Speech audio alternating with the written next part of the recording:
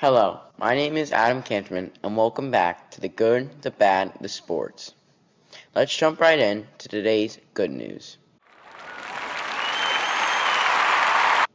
For the good news, we have a heartfelt story about a skateboarder named Dan Mancina, who at the age of 7 started enjoying skateboarding. And however, at the age of 13, he was diagnosed with an eye disease, which later caused blindness in both eyes at the age of 22.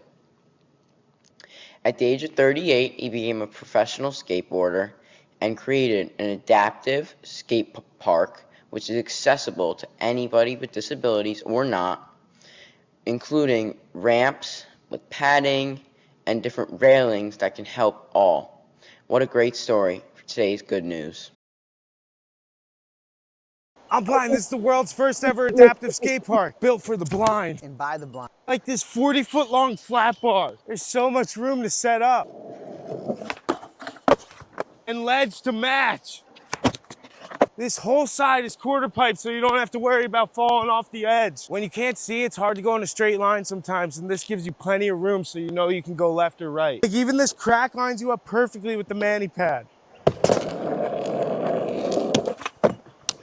And you can use this ledge as a guide with your cane when you're on it. One of the hardest things for me is Moving on to the bad news. And today's bad news revolves around the kickoff of the NFL football season, where the Philadelphia Eagles took on the Dallas Cowboys on Thursday Night Football. The defensive tackle, named Jalen Carter for the Philadelphia Eagles, was in an argument with the quarterback of the Dallas Cowboys, named Dak Prescott.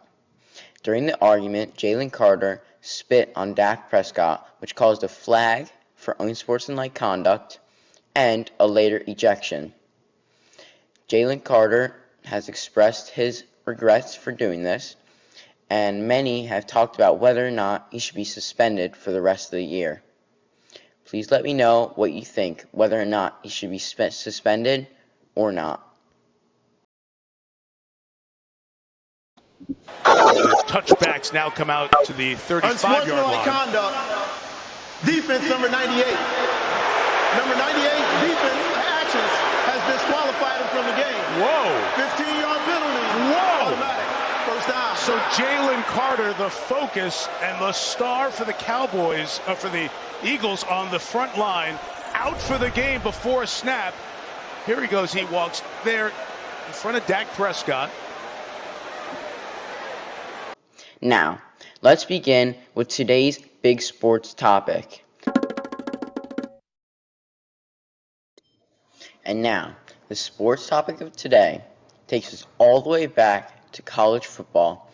On July 1st, 2025, the federal government decided that colleges can now pay players directly. This means that the colleges can use the revenue generated from ticket sales and merchandise to pay the players directly. However, you might be thinking of an NIL deal. These still exist, but these are from third-party endorsements like Nike and Adidas and different brands. But now the teams are given $20 million as a cap to spend on players and give them money and help them make money as a player and an athlete of their college from the sales of the ticket prices. Now, once again, let me know what you think about this. And lastly, to end this episode of The Good, the Bad, the Sports, we'll be taking a look at today's NFL games. Starting off with the Dolphins and Colts, I will be giving predictions on who I think will win. In this game, I think the Colts will win. Now, this should be a very good game. Both teams have players injured, and the Dolphins can be a good team in a good division. And the Colts have Jonathan Taylor, who's obviously a very lethal and good back. So this should be a good game to watch, and I think the Colts will win this game. And as you can see, the Cowboys and Eagles played on Thursday night, and on Friday night we had the Chiefs-Chargers go. where the Chargers came out on top and the Eagles won in a close game, as well as the Chargers won in their close game. Moving on to the Jets-Steelers, a battle of Aaron Rodgers and his own old team, the New York Jets, for 1 year, obviously. I do think the Steelers will pull this one out as long as Aaron Rodgers plays well with a good receiving core and always a solid Steelers defense. Next, we have the Panthers and the Jaguars. To be honest, neither of these teams are too particularly good, but the Jaguars should be able to come up on top of the Panthers on this game, as the Jags have a semi-better team, and let's see how Travis Hunter plays and if he'll do good, and whether or not he will actually play on both sides of the ball in this game and moving forward through the season. Next, we have Cardinals and Saints. The Cardinals are probably going to win this one as long as Kyler Murray plays well, as the Saints defense is not too good. And the Saints offense, not really great. And also Spencer Rattler at quarterback, that could be a disaster, to be quite frank with you all. Additionally, Kyler Murray loves Trey McBride. Maybe he'll have a big game. Giants-Commanders. As a Giants fan, Giants are never particularly too good. You know, the Commanders with Jaden Daniels had an amazing rookie year, and I'm looking forward to seeing if he'll continue to perform, as the Commanders should take the win against the Giants in this one. Tampa Bay versus the Atlanta Falcons. Bucks probably will win this one. Baker Mayfield, Mike Evans, solid roster. Falcons aren't particularly too good. Kirk Cousins isn't starting. It should be Michael Penix, and Penix is a rookie, as you know. Played well at the end of last season after the Falcons benched Kirk. I'm looking forward to seeing what Michael Penix can do throughout the season and whether or not Kirk Cousins will be back to take the starting role again. Bengals-Browns. Interesting game. Bengals taking the win. Should be a pretty comfortable win for the Bengals, now knowing that the Browns have so many different quarterbacks and nobody even knows what's going to go on. Joe Flacco, Dylan Gabriel, Shedeur Sanders. It's a complete disaster, complete mess. Joe Burrow, Jamar Chase, just absolutely great offense. We'll see if the Bengals defense can hold and play good in this game and throughout the season, because at the beginning and throughout the season last year, it was their defense that held them back.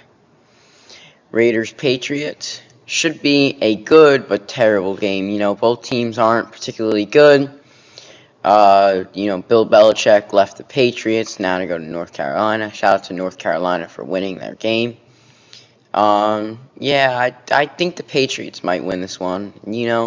This one could be a terrible game. We'll see in a couple of hours from now. Now moving on to the afternoon games. We have 49ers-Seahawks. I do think the 49ers can pull this one out. I think the 49ers could have a good season. Brock Purdy, apparently McCaffrey is going to play. He's a big part of that lineup, and we'll see if he truly is going to play in that game. But if McCaffrey's healthy, Brock Purdy plays well, and that team meshes together, they do well, I think they can have a good season and a good win against the Seahawks. Next, Titans-Broncos. Broncos, Sean Payton now. I think the Broncos are going to be great. The Broncos are projected at the #1 defense for fantasy, at least. And I think that team can be very good as long as Bo Nix plays well. They have some speedy receivers. And as I just said, they have a great defense.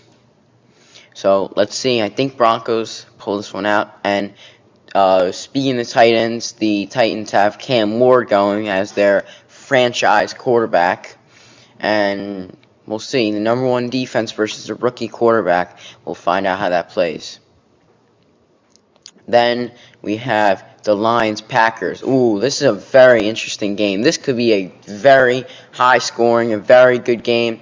Now with the Packers with Micah Parsons could help that defense against an explosive Lions offense with Jared Goff, Jahmyr Gibbs, Amon-Ra St. Brown. Very good offense for the Lions and a semi-good defense for the Lions as well. Packers with a good offense as well with Jordan Love being good. He had a breakout rookie year, and last year he played really well. Interesting game to watch in the afternoon today, especially with two division rivals here. Next, we have Texans-Rams. This is another interesting game because the Texans could be good, but with Tank Dell hurt, Nico Collins is going to have to really step it up. C.J. Stroud's going to have to play another level in this game and throughout the season because he's down at just Nico Collins and a couple other receivers. But Nico Collins is going to have to make a big impact. However, I think the Rams should pull this one out with a win over the Texans in this game due to the overall offensive powerhouse that the Rams have. Now with Devontae Adams moving from the Jets to the Rams, and Puka Nacua, obviously a sensation, and Cooper Kupp, just a loaded offensive lineup, and should be a good one to watch later today. And tonight's night game, one that everybody's been looking forward from since we've seen the schedule for this year, Ravens-Bills. Yeah, man, this one is tough to predict. This one's going to be a battle of the defenses because we know how strong both Lamar Jackson and Josh Allen are. Man, this one's going to be a great game, and I do think the Bills can pull this one out because I don't see how the Ravens can stop Josh Allen and that Bills offense. But we'll see how that plays out. And obviously a Monday Night Football game is the Vikings and Bears. This one should be a particularly pretty good game, Vikings, everyone's saying they're probably not going to be as good as last year. I think that's probably true. J.J. McCarthy starting rookie year. Technically not. Well, he didn't play last year because of an injury. Sam Darnold on the bench. Actually, Sam Darnold got traded. Sorry about that. But Sam Darnold no longer on the Vikings. Although the Vikings have a very explosive offense, it'll be interesting to see what happens. And I think the Vikings should pull out with the win, but we'll see how it goes for the Vikings down the stretch. And that will be all for today's podcast. Thank you so much for watching. Please hit the subscribe button and stay tuned for more.